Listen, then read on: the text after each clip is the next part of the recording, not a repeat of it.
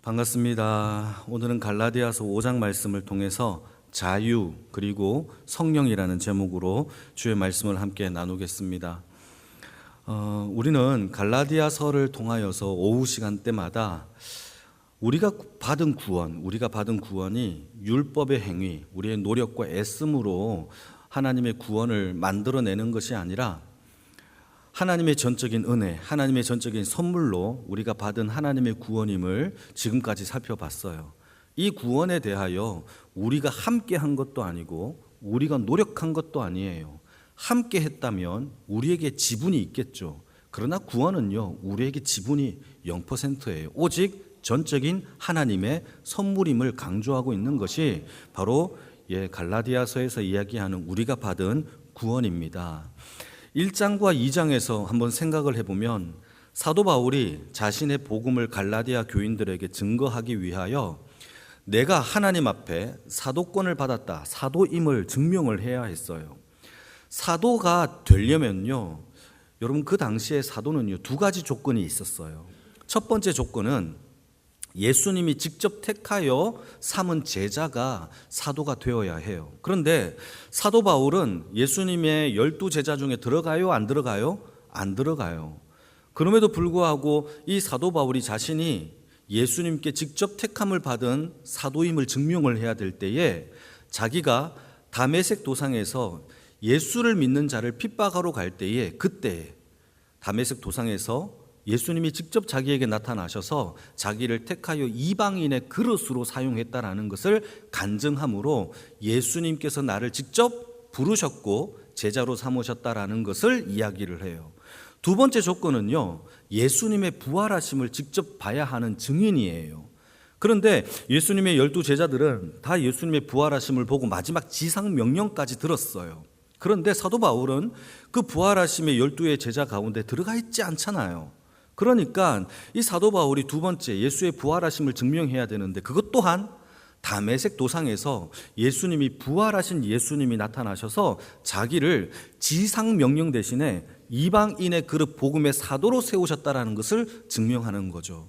그래서 사도행전 15장에서 그가 사도임을 합법적으로 인정받는 사건이 벌어지게 되어지는 겁니다. 이게 1장과 2장에서 설명하고 있는 사도권에 대한 이야기예요. 그리고 3장에서 4장까지 우리가 지난주까지 살펴본 게 무엇이냐? 그러면 복음이란 뭐냐? 율법이란 뭐냐? 이 두 가지를 가지고 꾸준하게 우리에게 설명을 해주고 있는데 대표적으로 여러분 이 하갈 몸에서 태어난 이 이스마엘은요, 인간이 육체적인 계획을 통하여 태어나게 한 아들이에요. 다시 말해서 인간의 육체적인 계획으로 태어난 하갈의 아들 이스마엘과 그러나 사라의 몸은 성경의 가운데 죽은 몸이라고 얘기를 해요. 더 이상 아기의 생산을 할 수 없는 죽은 몸에서 하나님의 계획대로 태어나게 한 성령의 사람으로 태어난 이삭, 자유의 아들, 이 두 아들을 비교하면서 율법과 복음을 비교하고 있는 것이 3장과 4장의 이야기였어요. 우리가 지난 시간에 그것까지 살펴봤죠. 다 이까지 이해되시면 아멘. 그거 다 했어요 우리가. 여러분 잘 모르겠으면 동영상을 참조하십시오.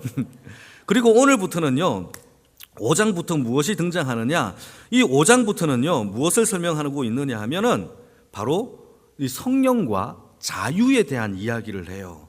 성령과 자유, 다시 말해서 우리가 받은 이 복음 안에서의 믿음은 우리를 자유케 한다라는 거예요. 이 자유, 도대체 그럼 그 자유가 무엇인지를 이 사도 바울이 5장에서부터 설명하고 있어요. 그래서 우리는 바른 신앙은 바른 자유함이 있어야 돼요.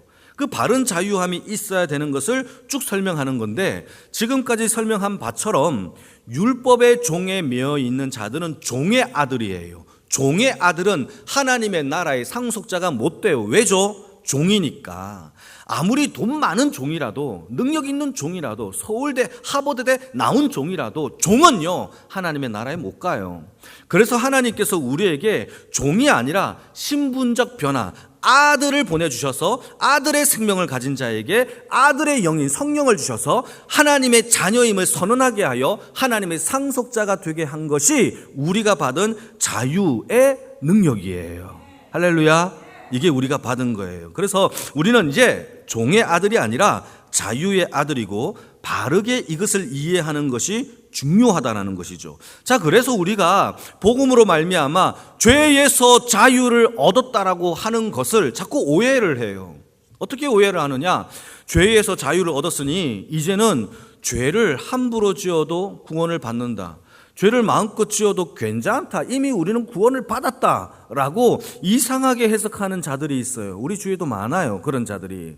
여러분, 성경에서 말하고 있는 것은 우리가 죄를 마음껏 지어도 구원을 여전히 받는다라는 그런 의미의 죄에서 자유가 아니에요. 그 자유는 무엇이냐? 갈라디아서 5장 우리 21절인데요. 한번 찾아볼까요? 21절. 천천히 21절을 같이 읽겠습니다. 19절부터 읽어야 되는데 19절부터 기니까 21절만 시작. 투기와 술취함과 방탕함과 또 그와 같은 것들이라 전에 너희에게 경계한 것 같이 경계하노니 이런 일을 하는 자들은 하나님의 나라를 유업으로 받지 못할 것이니라 라고 얘기하죠. 죄를 짓고 마음껏 짓는 것의 자유가 아니에요. 성경은 분명히 얘기합니다. 우리에게 죄를 짓고 하나님의 나라를 방해하는 자들은 절대 하나님의 나라에 들어갈 수 없음을 성경은 선언하고 있어요. 자, 그러면 도대체 우리에게 주신 자유가 뭐냐? 그 자유에 대한 이 정체성을 우리가 알아야 됩니다. 첫 번째, 우리에게 주신 자유는요, 율법에 대한 자유예요. 율법에 대한 자유. 율법은요, 요구하는 걸 순종해야, 행위로 지켜야 율법의 성취가 되는 거예요. 여러분, 다시 율법이 말하는 거는요, 그 명령에 순종하고 순복해야만 반드시 그것이 율법의 성취가 되는 거예요. 그러니까 율법을 지키려고 하는 자들은요, 율법에 기록되어 있는 모든 것을 다 지켜야 된단 말이죠. 그러나 하나님께서 우리에게 주신 것은 율법의 행위로부터 끊고 하나님의 자유를 우리에게 주셨는데, 그 자유는 예수 그리스도의 보혈에 의한 믿음으로 구원을 받는다라는 것이죠. 여러분, 우리가 받은 구원은요, 율법의 행위가 아니라 예수를 믿는 믿음 안에서 받은 구원인 줄 믿으시길 축복합니다. 이걸 조금 더 쉽게를 설명하면, 여러분 한번 생각해 보십시오. 여러분들은 얼마나 큰 죄인이에요? 한번 생각해 보세요. 얼마나 큰 죄인이에요? 여러분 스스로 내가 얼마만큼 큰 죄인인지를 판단할 수 있을까요, 없을까요? 우리는 스스로 판단이 안 돼요. 내가 얼마나 부족한 사람인지를 나를 객관적으로 판단할 수 있는 능력이 없어요. 왜 그러냐면 내가 죄인이기 때문에, 우리가 스스로 다 죄인이기 때문에 내 스스로를 죄인의 판단을 할 수 있는 능력이 우리에게는 없어요. 그래서 하나님이 판단할 수 있는 능력의 장치를 만들어 주셨는데 그게 바로 율법이에요. 율법을 통하여서 우리가 엄청난 큰 죄인이구나를 아는 거예요. 더 쉽게 설명하자면, 여러분 학생들이 자기가 수학 공부를 많이 했습니다. 수학을 했는데 미분적분을 공부했어요. 또 분수를 공부했어요. 방정식을 공부했어요. 자, 이것을 자기들이 얼마만큼 많이 배웠는지 자기를 판단할 수 있는 기준을 자기 스스로 못 가져요. 내가 얼마나 공부를 많이 했고 내가 어느 정도 알고 있는지를. 자, 그러면 내가 이 문제를 잘 알고 있는지 모르고 있는지를 알 수 있는 방법이 뭐죠? 시험 치는 거예요. 기말고사, 모의고사, 연말고사를 치면서 내가 이 정도밖에 안 되는 거구나를 알죠. 그래서 이거를 더 열심히 해야 되겠다. 분수를 공부해야 되겠다. 방정식을 공부해야 되겠다. 이렇게 한단 말이에요. 그러니까 내가 얼마만큼 공부를 못하는지, 내가 무엇이 모자라는지를 점검하는 시간이 시험 치는 시간이에요. 그 시험이 뭐냐? 바로 율법이에요. 하나님께서 저와 여러분들에게 얼마만큼 큰 죄인인지, 얼마나 나약한 죄인인지를 알게 하기 위하여 시험을 제출했는데 그 시험 문제가 10개예요. 10개명. 그 10개 중에서 한 개라도 여러분 맞추는 사람이 없다라는 거예요. 모든 사람이 다 죄를 범하여서 한 개의 문제도 성취하지 못한 죄인임을 깨닫게 하는 것이 바로 율법이 우리에게 주는 효능이에요. 저와 여러분들은 여러분 죄인이에요. 그러니까 율법 아래 있으면요, 나는 빵점 맞는 죄인밖에 되지 못해요. 이게 바로 우리가 율법에서부터 죄에서 자유를 얻게 해야 되는 유일한 하나님의 구원의 방법, 그것을 사모할 수밖에 없다라는 것이죠. 여러분, 예전에 제가 예화를 한번 든 적이 있는데 여러분 CJ 매헌이라는 목사님이 계세요. 청교도 목사님이신데 CJ 매헌이 목사님이 쓴 책 중에서 무슨 책이 있느냐 하면 죄와 세상을 이기는 삶이라는 책이 있어요. 되게 짤막한 책인데 되게 좋은 책입니다. 한번 여러분 구입해서 한번 읽어보시면 좋은데, 그 책을 보면 하나의 예화가 나와요. 이 예화를 제가 한번 인용한 적이 있는데, 어떤 서커스단에서 피에로가 접시를 돌리는 거예요. 여러분, 접시를 돌리기 위해서는요, 접시가 계속 돌아가기 위해서는 밑에서 이 나무 긴 작대기를요 계속 돌려야 돼요. 맞죠? 떨어지려고 하면 또 돌려야 되고, 떨어지려고 하면 돌려야 돼요. 그런데 한 개 정도는 쉽지만은 2개, 3개, 4개, 5개 접시가 점점 늘어가면 늘어갈수록 밑에 있는 삐에로는요 정말 미쳐나는 거예요. 왜요? 하나 잡고 있으면 또 다른 게 떨어지려고 하는, 또 다른 것도 잡고 있으면 또 떨어지려고 하는 거죠. 여러분, 이 사람은요, 삐에로는요 계속 접시를 돌리는 것이 그의 삶이에요. 떨어지면 안 되니까. 이게 바로 율법에 매여 있는 삶이라고 예화를 들고 있어요. 저와 여러분들은요, 이 구원에서 떨어질까 봐 계속 접시를 돌리기 위해 초긴장 상태에서 살아가는 삶이 아니에요. 거기에서 자유함을 주시는 것이 바로 첫 번째, 우리에게 주신 성령 안에서의 진정한 자유, 죄에서 자유함을 누리시기를 축복합니다. 그게 자유예요. 여러분, 우리는 그거 하지 않아도요, 예수님이 이미 성취했어요. 예수님 안에 진정한 자유가 있음을 믿으시기를 축복합니다. 삐에로에게는 자유가 없어요. 매일같이 위태로운 접시 돌리는 것만 그가 이렇게 해야 구원을 받을 거라고 생각한단 말이죠. 그러나 우리는요, 한 방에 예수님께서 모든 율법을 성취하신 그 예수를 믿기만 하면 구원을 주셨다라는 것이 첫 번째 우리의 자유예요. 그러니 예수를 붙잡으십시오. 예수를 믿으십시오. 예수가 내 안에 계시는 주의 백성이 되기를 축복합니다. 두 번째 자유는요, 바로 성령의 자유예요. 성령. 우리 안에 자유를 주시기 위하여 성령님이 우리 안에 오셨어요. 이게 참 자유의 능력입니다. 제가 군대에 가서 가장 힘들었던 게 뭐냐 하면 자유가 없었어요. 여러분, 지금 군대는 좀 자유가 있는지는 모르겠지만 제가 군대 갔을 때 화장실 가는 것도 자유가 없었어요. 그래서 물어봐야 돼요. 화장실 다녀와도 되겠습니까? 밥 먹으러 갈 때도요, 자유가 없었어요. 무조건 밥 먹어야 돼요. 사회생활을 할 때는요, 나 오늘 배가 안 고프니까 안 먹어야지 가능하잖아요. 군대는요, 가능하지 못해요. 무조건 나와서 인원 체크하고 난 다음에 소대별로 무조건 출발합니다. 안 먹으면 안 돼요. 밥을 포고 조금 먹더라도 일단 퍼야 돼요. 이게 자유가 없는 것이죠. 컴퓨터 쓰는 것도, 전화하는 것도, 잠 자는 것도 다 자유가 없어요. 그게 바로 군대예요. 여러분, 군대에 가면 군대의 법이 있어요. 군대의 규율이 있어요. 그 규율을 따라 우리가 통치를 받아요. 그래서 군인이 되는 거죠. 군인은요, 자유가 없는 것이 왜 그러냐? 군법과 규율의 통치를 받고 있기 때문이에요. 마찬가지로 이제 저와 여러분들이 구원을 받아 하나님의 종, 하나님의 백성이 되었다면, 예수 그리스도의 자녀가 되었다면 이제부터는요, 우리를 통치하는 범위, 예전에는 율법이라는 것의 통치를 받았다면 저와 여러분들은 이제 법이 달라졌어요. 성령의 법으로 우리가 통치함을 받는 줄 믿으시기를 축복합니다. 여러분, 이 이야기가 매우 중요해요. 나중에 한 번 더 얘기할게요. 우리는요, 둘 중에 하나예요. 지금 앉아있는 여러분과 제가 율법의 통치를 받고 있든지 성령의 통치를 받고 있든지 둘 중에 하나입니다. 반드시 기억하셔야 됩니다. 여러분, 우리는 통치가 달라졌어요. 그래서 예수님도요, 뭐라고 얘기를 하느냐? 율법에서는 이렇게 얘기하지만 나는 이렇게 얘기한다. 마치 다른 법을 얘기하는 것처럼 얘기를 해요. 왜죠? 이제는요, 우리를 통치하는 법이 달라졌음을 예수님을 통하여서 우리에게 설명을 해주고 있는 거예요. 여러분, 저와 여러분들을 통치하는 것이 율법입니까? 성령입니까? 성령의 사람이 되어지기를 축복합니다. 반대로 성령의 통치를 안 받는다면 율법의 통치를 받겠죠. 이것도 저것도 없어요. 그럴 수 없어요. 내가 율법에 순종하지 않는 망나니로 살아간다면, 내 멋대로 살아간다면 율법에 매여 있는 거예요. 중요해요. 나는 중간쯤 되겠지. 그런 건 없어요. 여러분, 기억합시다. 율법이 우리를 통치하고 있으면 율법이 요구하는 대로 살아야 돼요. 제사를 요구하면 제사를 드려야 되고, 할례를 요구하면 할례를 바쳐야 돼요. 그러나 여러분, 성령의 법에 통치를 받고 있는 주의 백성이라면 성령이 요구하는 대로 살아야 돼요. 여러분, 성령님이 우리에게 요구하는 게 무엇인지 아십니까? 성령님은요, 딱 하나 요구해요. 성령님과 동행하는 거예요. 성령님과 함께 사는 거예요.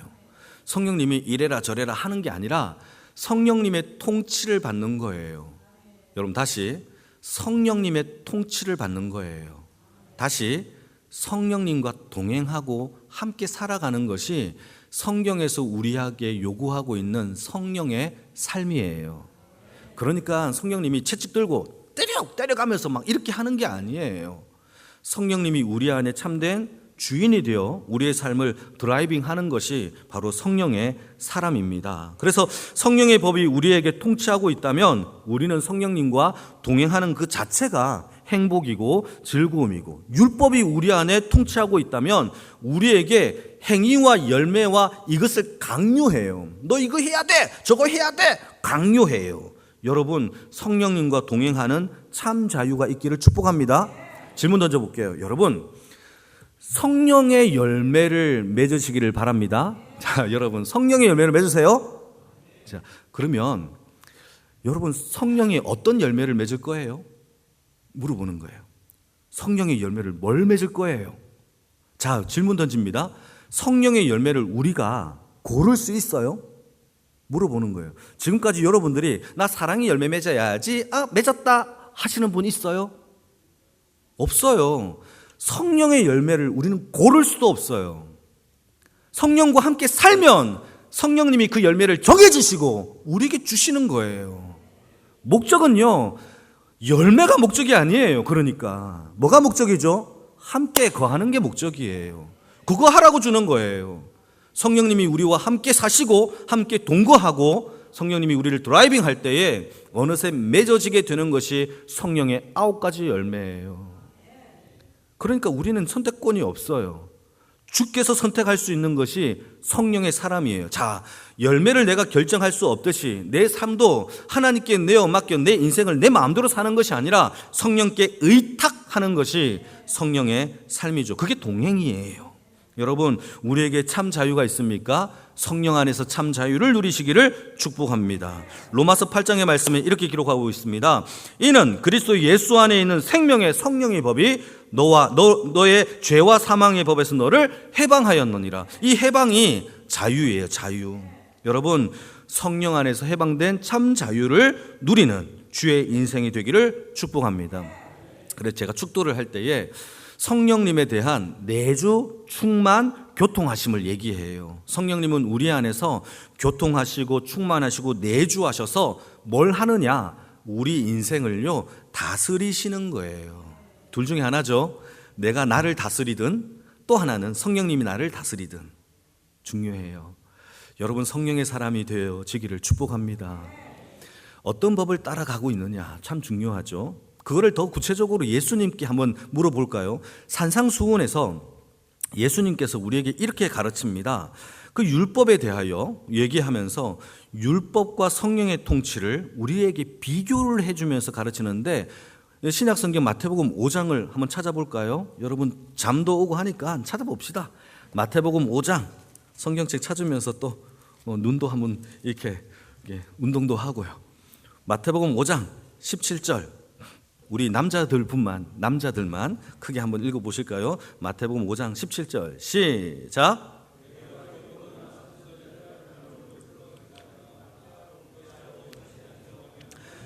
율법과 선지자를 폐하러 온 게 아니라 뭐라고 얘기합니까? 완전하게 하기 위하여, 율법을 완전하게 하기 위하여 예수님이 이 땅에 오셨다라는 것이죠. 예수님이 오신 목적은요, 율법을 없애기 위하여 온 게 아니에요.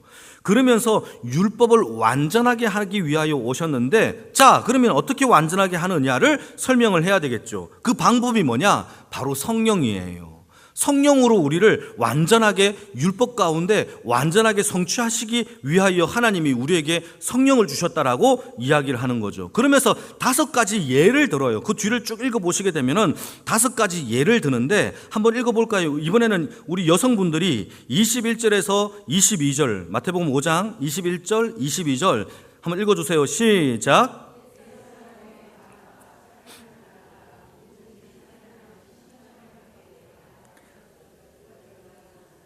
나는 너희에게 이르노니 형제에게 노하는 자마다 심판을 받게 되고 형제를 대하여 나가라 하는 자는 공회에 잡히게 미련한 놈이라고 하는 자는 지옥불에 들어가리라. 여러분, 옛사람이라고 하는 것은요, 옛 율법이라는 것이에요. 이 율법에서 말하는 것은 너희를 살인하지 말라라고 너희들에게 가르쳤죠. 율법의 통치에서는요, 살인하지 말라가 그들의 율법의 요구예요. 그런데 예수님은 뭐라고 얘기합니까? 너희는 그렇게 들었으나 나는 너희에게 새로운 법을 가르쳐 줄게. 이제는 살인뿐만 아니라 사람을 미워하는 것조차도 어떻게 된다? 살인자다라고 우리에게 가르쳐 주는 거예요. 그러니까 여러분, 이게 얼마나 율법의 요구가 이 살인하지 않는 행위에 있다면 예수님이 저와 여러분들에게 요구하는 것은 미워하는 것마다 살인자다라는 새로운 법을 우리에게 가르쳐주고 있는 거죠. 통치가 달라졌어요. 이게 성령으로 살아가는 자들의 모습입니다. 그러면서 또 한 가지 더 예를 한번 볼까요? 27절, 28절은 같이 한번 읽어볼까요? 시작. 또 간음하지 말라 하였다는 것을 너희가 들었으나 나는 너희에게 이르노니 음욕을 품고 여자를 보는 자마다 마음에 이미 뭐 했죠? 간음을 했다라고 하는 거죠. 간음은요, 남자와 여자가 육체적인 관계를 통하여 율법을 범하는 거예요. 근데 예수님은요, 28절에서 뭐라고 하느냐? 음욕을 품는 것, 마음속에서 일어난 범죄조차도 그게 성령의 법 아래 사는 자들은 이미 간음을 한 거야 라고 우리에게 가르쳐주고 있죠. 율법의 요구와 성령의 법의 요구는 달라요. 그러나 성령의 법의 요구가 율법의 요구를 폐하는 게 아니라 오히려 성령의 법을 통하여 우리를 더 온전하게 하고 완전하게 하는 주의 능력이 성령 안에 있는 줄 믿으시기를 축복합니다. 율법에는요, 헛된 맹세를 하지 말래요. 헛된 맹세. 그러나요, 여러분, 이 맹세를 만약에 했다면 지키라고 율법에 기록되고 있지만 예수님은요, 아예 맹세 자체를 하지 말래요. 왜냐하면 하나님의 발등상이고 하나님의 그 삶 위에서 맹세할 필요가 없다라고 우리에게 얘기하고 있는 거죠. 눈은 눈, 이는 이로 율법은 갚으래요. 원수를 갚으래요. 그런데요, 예수님은요, 원수를 갚지 말래요. 왼뺨을 때리면 오른뺨도 때리라는 거예요. 오리를 가자고 하면요, 십리를 가래요. 이게 하나님께서 저와 여러분들에게 주시는 새로운 성령의 법이에요. 성령님이 우리 안에 내주하신다면 이 역사가 일어나요. 다시 질문 던질게요. 여러분들은 율법의 요구대로 살아갑니까? 아니면 성령의 법으로 살아갑니까? 둘 중에 하나가 있겠죠. 때리면 뺨 됩니까? 아니면 복수합니까? 미워하는 자가 있으면 나도 미워합니까? 원수를 사랑하는 것처럼 사랑합니까? 달라요. 여러분, 우리가 그래서 성령의 충만함을 입어야 돼요. 이런 얘기를 하니까 어떤 집사님이 목사님, 저는 너무 힘들어요. 그러면서 하는 말이 저는 이렇게 못해요. 맨날 넘어지고 맨날 자빠져요. 저는 이렇게 못 살아요. 그래서 자기는 실패한 사람이라고 얘기를 해요. 여러분, 넘어진다고 자빠진다고 실패하는 거 아니에요. 죄인들은요, 저를 포함해서 다 넘어지고 자빠지고 안 돼요.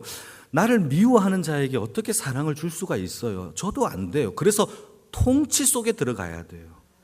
내가 통치하는 것은 여전히 율법이에요. 그러나 성령이 나를 통치하게끔 나의 주도권을 내어드리는 삶으로 자꾸 바뀌어져 가야 돼요. 그래서 열매는 맺어지는 거예요. 수동태, 내가 능동으로 맺는 게 아니에요. 그래서 여러분, 넘어져도 일어나면 되죠. 성경에서 이야기하고 있는 완전하면요, 넘어지지 않는 삶이 아니에요. 죄를 짓지 않는 삶이 아니에요. 7번 넘어져도 어떻게 한다? 일어나서 주를 바라볼 수 있는 믿음이 우리를 온전하게 해요. 그러면 누구를 봐야 됩니까? 우리를 온전하게 하신 예수를 봐야지만 우리의 온전함이 생긴다는 거죠. 이것도 한번 찾아볼까요? 히브리서 12장 1절과 2절입니다. 한번 찾아볼게요. 히브리서 12장 1절과 2절. 자, 367면 12장 1절 2절 시작. 이러므로 우리에게 구름같이 둘러싼 흐다한 증인들이 있으니 모든 무거운 것과 얽매이기 쉬운 죄를 벗어버리고 인내로서 우리 앞에 당한 경주를 하면, 경주가 힘들어요. 경주가 힘들어요. 그런데도 불구하고 넘어지기도 하고 자빠지기도 하고 인내로 이 당한 경주를 하면서 뭘 하느냐? 2절 같이 읽겠습니다. 시작. 믿음의 주여 또 온전하게 하시는 이인 예수를 바라보자. 그게 목적이에요. 사랑하는 성도 여러분, 우리는 능력으로 우리가 온전케 되는 게 아니에요. 온전해진 상태에서 걸어가는 게 아니에요. 여러분, 넘어지기도 하고요, 고난이 있고요, 둘러싼 수많은 허당 경주들이 있어요. 거기에서 우리는 자빠지기도 합니다. 그럼에도 불구하고 성경에서 우리에게 요구하는 온전함은요, 다시 일어나 우리를 온전하게 하신 예수를 바라보는 것이 저와 여러분들의 삶의 열매의 목적인 줄 믿으시길 바랍니다.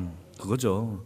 여러분, 넘어지는 것에 대하여 집중하지 마시고 일어나 주를 바라보는 것에 집중하는 인생이 되기를 축복합니다. 이제 그래서 십자가의 구원을 받은 주의 백성들은 이제 율법대로 살아가는, 그게 율법이 우리의 기준이 아니에요. 율법은 강요해요. 그러나 저와 여러분들에게 예수님의 그 구원 가운데 아들의 영인 성령을 우리에게 주신 그 이유는요, 성령을 통하여서 강요가 아니라 성령과 동행함으로 성령님이 우리를 드라이버하며 성령의 열매를 맺게 하는 삶의 능력이 저와 여러분들에게 주시기 위함이라는 거죠. 그래서요, 여러분 갈라디아서 5장 22절에서 23절에 보시게 되면은 성령님이 우리에게 주시고자 하는 열매가 기록되고 있어요. 같이 한번 읽어볼까요? 시작. 오직 성령의 열매는 사랑과 희락과 화평과 오래 참음과 자비와 양성과 충성과 온유와 절제니 이 같은 것을 금지할 법이 없어요. 이것을 막을 인간과 놈들이 없어요. 성령님이 주신다고 한다면 반드시 주신다라는 것이, 열매를 맺는 것이 성령의 열매예요. 자, 질문 던지겠습니다. 그러면 저와 여러분들이 성령의 열매를 맺기 위해서 뭘 해야 되죠? 성령님과 동행해야 돼요. 성령님께 우리의 삶을 맡겨야 돼요. 그러니까 참아야 되고 인내해야 되고 내 성격이 드러나면 안 되고 주의 성품이 드러나야 되고, 이것을 참고 기다리는 삶의 훈련이 우리 인생 주님 오실 때까지 하는 것이 바로 그리스도인의 삶의 모습이에요. 그게 바로 성령의 법 아래에서 통치를 받고 있는 자의 모습이에요. 그러다 가끔씩 넘어질 수 있죠. 인내로서 당한 우리의 경주를 또다시 온전케 하시는 예수를 바라보면서 살아가는 것이 우리의 성령의 통치를 받는 주의 백성인 줄 믿으시길 축복합니다. 그래서 율법의 기준보다는 성령의 그 기준이 높아요. 그래서 하나님이 우리 안에 오셔서 하나님이 통치하시겠다라는 거예요. 율법은요, 살인의 행위 자체를 금지하는 것이라면 성령은요, 마음 자체를 금지하는 거예요. 우리의 노력으로 될 수 있는 것이 아니에요. 그래서 여러분, 마지막으로 갈라디아서 5장 25절 말씀을 한번 읽어볼까요? 갈라디아서 5장 25절 같이 읽겠습니다. 시작. 만일 우리가 성령으로 살면 또한 성령으로 행할지니. 여러분, 성령으로 사는 자의 삶, 이것이 바로 우리를 죄에서 진정한 자유를 주신 목적이라는 사실입니다. 여러분, 아침에 일어났을 때에 성령님, 오늘 하루도 나를 통치하여 주시옵소서. 같이 따라해 볼까요? 아침에 일어났을 때 하는 얘기입니다. 성령님, 오늘 하루도 나를 통치하여 주시옵소서. 이거 몇 초 걸릴까요? 2, 3초밖에 안 걸려요. 이거 하루 시작하면서 여러분 살아가시는 영광의 모든 식구들이 다 되어지기를 주님의 이름으로 축복합니다.